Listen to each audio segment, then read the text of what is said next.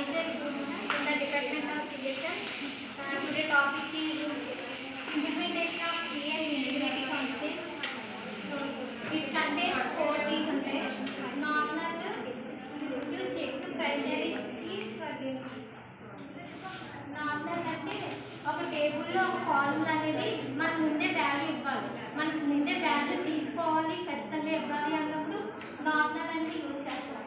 ఒకవేళ మనం అక్కడ వాల్యూ అనేది ఇవ్వకపోతే ఎక్కడ చూపిస్తుంది, ఎందుకంటే మనం ఖచ్చితంగా వాల్యూ ఇవ్వాలన్నట్టు కాబట్టి నార్మల్ యూజ్ చేస్తాం. అందుకు నార్మల్ అనేది యూజ్ చేస్తాం. సెంటెన్స్ ఏంటంటే క్రియేట్ టేబుల్ నేను తీసుకుంటాం, కాలమ్ నేమ్ లెటర్ టైప్ దాని యొక్క సైజ్ నార్మల్ యూజ్ చేస్తాం. మనకి నార్మల్ అని తీసుకుంటాం. సెకండ్ది యూనిక్ వ్యూ అంటే ఒక టేబుల్లో ఒక కాలమ్ అనేది అందులో ఆ నేమ్లో అనేది డూప్లికేట్స్ ఉండకూడదు అనమాట.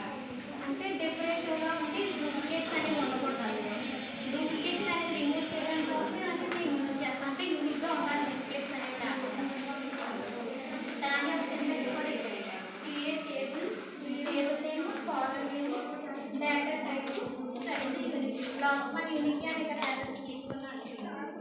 ఇవి ఎందుకు యూజ్ చేస్తామంటే ఒక డేటా టైప్ ఒక టేబుల్ క్రియేట్ చేయడానికి దాన్ని మోడిఫై చేయడానికి కోసం ఇవి యూజ్ చేస్తాము.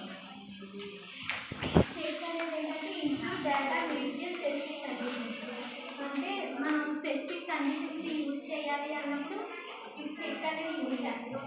దాని యొక్క సింటాక్స్ క్రియేట్ టేబుల్ని కాలమ్ని తీసుకుంటాం, డేటా టైప్ నాకు సైజు చెప్పాను కదా స్పెసిఫిక్ కండిషన్స్ అని.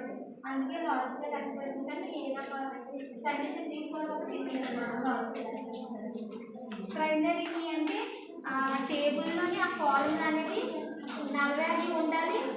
దట్టు యూనిక్ అంటే ఆ కాలంలోని 4 డూప్లికేట్స్ రావి మనం ముందే వాల్యూస్ ఇచ్చేయాలి. అందులో డిఫరెన్షియేషన్ కాకపోతే ముందే వాల్యూస్ ఇచ్చేయాలి. నెక్స్ట్ నల్ వాల్యూస్ అనేది ఉండకూడదు అన్నమాట.